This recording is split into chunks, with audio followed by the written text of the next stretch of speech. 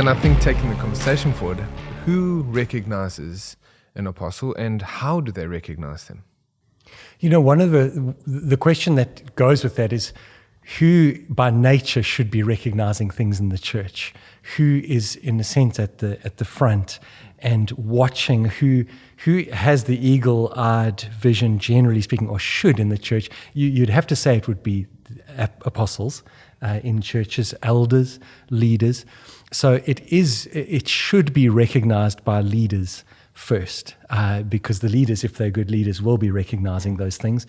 It shouldn't be sort of a groundswell of sort of public opinion, and then the leaders think, okay, well, we didn't really see it, but I suppose so.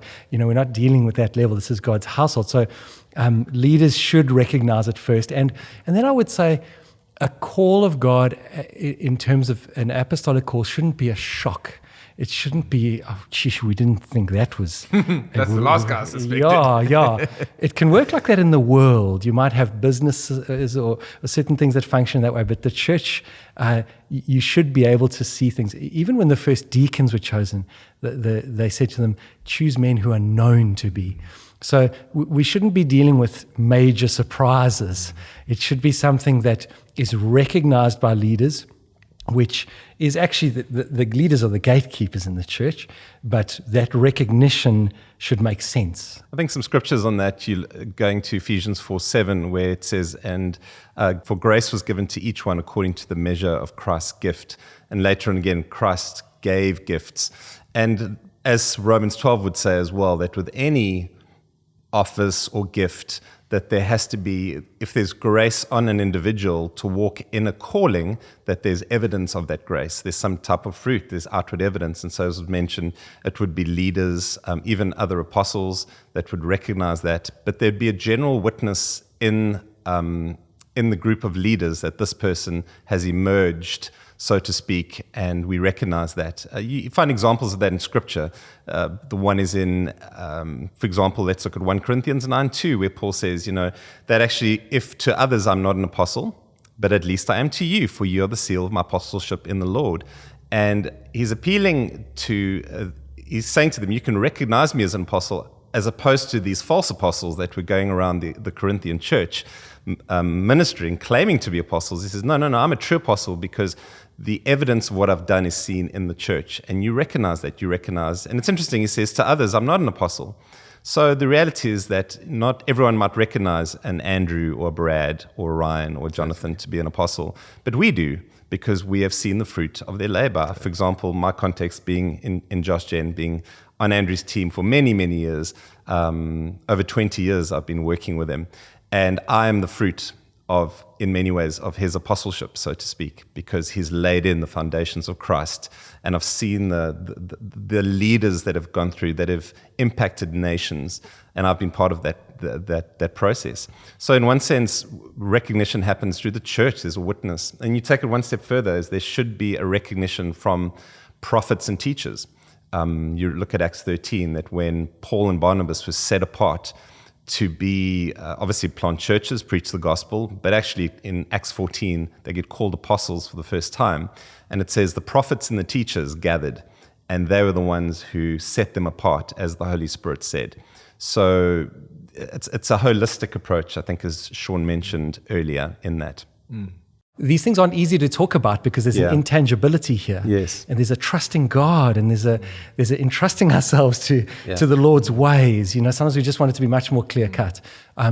But there is an ability in leaders to call it, and the church needs that. It needs leaders to actually recognize apostles, but they are calling it based on what has actually been evident already and what has been reliable. And I find when we work together, we trust leaders, we work together, we find a witness, and the church actually does move forward.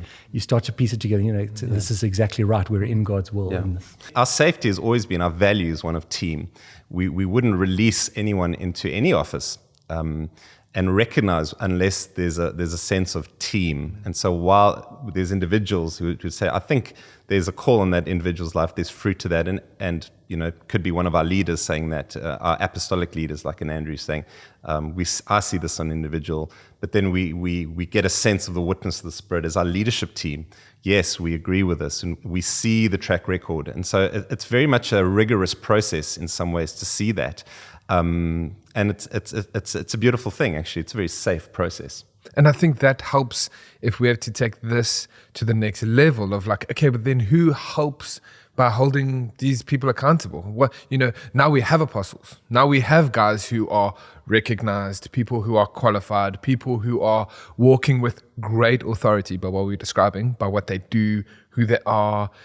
Now, what do we do when we have apostles? Are they rogue? Are they doing their own thing? How does that dynamic work? Yeah, it's one of the big questions of accountability, and especially in the age where we have such a spectacular, the spectacular fall of leaders, the fall from grace of men that we put our trust in, that these are good men, they're reliable men, and then there's some scandal in the church and they fall. And so I think we were very reluctant to give our hearts over to really honor and to follow our leaders, as Hebrews 13 says, submit to your leaders, obey the authority. So we'd want to first know, but are you first accountable? And we want all the checks and balances in place. And while on the one side, we can look at that now, I think there should be certain frameworks in place, and we do have that actually. But at the same time, we're not working within a business model, and that you have all the procedures and you can tick all the boxes. But if someone wants to sin or wants to, there's a shadow of their character, they will find a way to do so. And so we must be careful not to say, well, we've legislated that, and we've put that in our constitution, and now therefore they're accountable. Accountability is a heart issue. Yeah, that's good. And that's why, it's one of mutual submission one to another out of reverence for Christ, Ephesians says. And so it starts with that we want to make sure all our leaders model mutual submission, where there's, for example, accountability, and I think would look like on different levels. I think on the most basic level where accountability would start would be on the Word of God, is that our leaders, our apostles, and along with all our other leaders, are accountable to Scripture. So we would test them according to Scripture. Is what they're saying aligning up with the truth of as we would understand Scripture in church history, in terms of as an orthodox evangelical understanding of basic truth. And those are the riverbanks. That's the canon. That's the standard for us in many ways. And we build healthy churches on that. So that would be very important as one. I think in the same way as leaders recognize an apostolic gifting, they should be the first to notice things. And so there's an accountability there.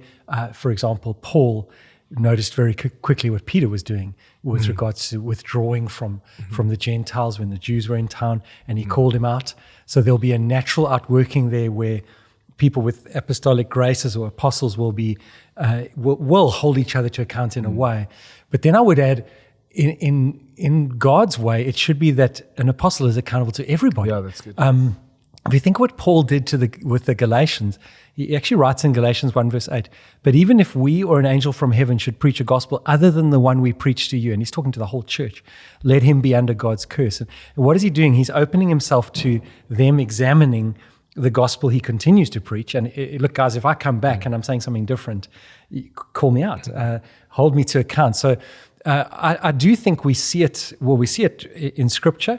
I can say from Oxygen Life, the church I'm part of, Brad, who leads the church, I have seen him in the last few days. I've seen him sit with someone and own up to a particular way he did something that he regretted. It was just a very brief thing, but he regretted the way he had spoken. I don't think he'd mind me mentioning it, just that he wished he could have spoken in a better way. He really owned it, apologized for it. The person he was speaking to wasn't even a person with a leadership in the church, actually, and he fully owned it. He was letting the person speak into his life. I've seen that actually in operation among us. It's not easy. It's not easy to make yourself open to anybody to point out something wrong in you. And I think what will happen is if somebody points out something wrong, somebody will get perspective on it. They'll take it to leaders. What do you think? But certainly, we should never be in the habit of just cutting off any voice into our lives, whether it's from a child. It should be able to be anybody. I think it goes down to, again, we're talking about heart issues here fundamentally, and someone watching this might not want that. They would give us the rule. But I also want to just make sure we're rooted in Scripture here. So we are speaking about cultures of accountability and being approachable. But remember that we want to model ourselves as a New Testament church. And so the apostles in the New Testament never operated in isolation. So I think probably that question of, well, who holds them accountable, in some ways was a bit of a mute question, probably, because Paul always was traveling with others. He had a team around him. There seems to be a culture in the early church where, in Galatians 2, where Peter is seen as effectively sinning. He's showing prejudice, and he's not eating with the Gentiles anymore, but he's siding with the Jews. And Paul challenges him, and this is an apostle challenging another one. So, it might be that there was that culture in place. And so we do go back to Scripture and we look at examples of these men working in team. And that's the way we are. We do have the culture of team.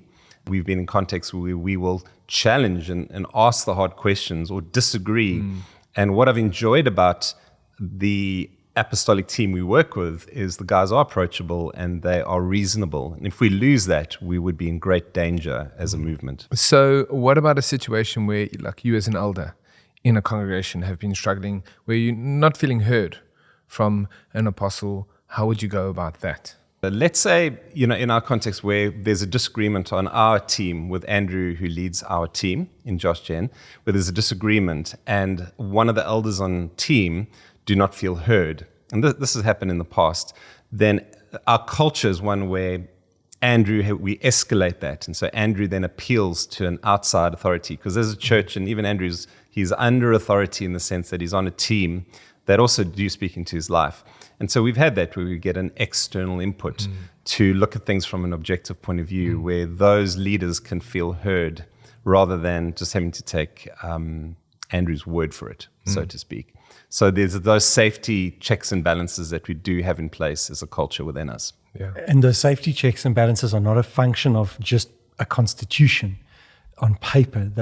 They're rooted around the question, how could we serve the Lord if we're not united? Yeah. So often what we're looking for, and beneath these questions of accountability, I think there's a world of backstory that people have been through. Many of people listening to this now could, I'm sure, list situations and scenarios they've been part of where people have just become a law unto themselves, and we become very afraid of that. And the question then isn't how we're going to formalize this as part of a contract that we're never going to let this happen again. The question is, how can I be part of a movement, a field of churches where I see a living out of a unity no matter what? We will do this. Because legalities, you can get around them, and you can find your way that you don't have to do them. But when the heart is just really, every heartbeat is for unity before the Lord, we can rely upon the approach that we take. Yeah, that's beautiful, because you look at Philippians 2 that speaks of this, that you'd be of one mind and heart, purpose, etc. But undergirding that is actually a humility, how we consider one another. And I know, being within us as a movement, I think one of the things I love about who we are as 412 is that there's a deep desire to serve the Lord and understand the value of submission, godly submission, that works from the top all the way down, or from the front all the way back, so to speak, because we see Christ. I mean, in the very nature, being equal with God, he became nothing, Scripture says, and the value of that we do come under authority in order to walk in authority. You need to have that, and it's the most attractive, compelling thing when we see it lived out. And it's not perfect, we're broken, frail human beings.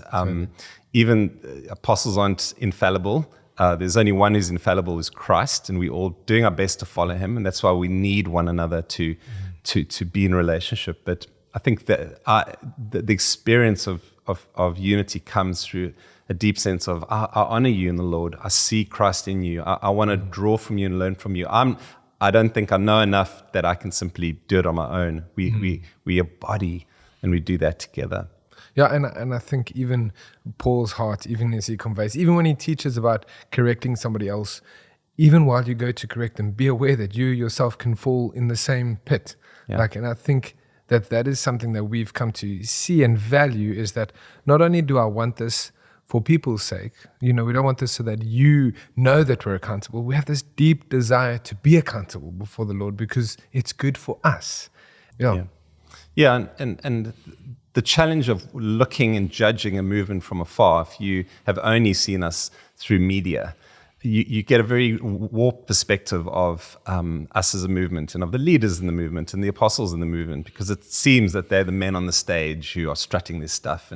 But in reality, it's not like that. And I would encourage you to come and check us out and to join our next conference in our leaders' time, if you're a leader, to do that, because hopefully we would model something of the beauty of Christ.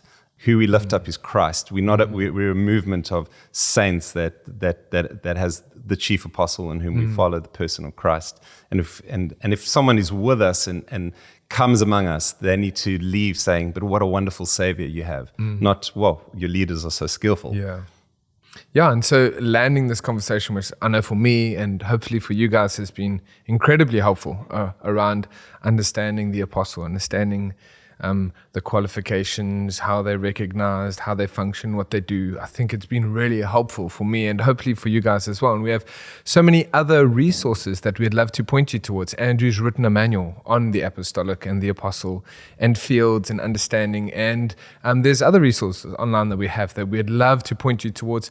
And then, of course, one of the things we've spoken about a lot is in church, there is eldership and there is being approachable leaders. And so please, if you have questions, take them to your leaders. Ask them for clarity on some of these questions.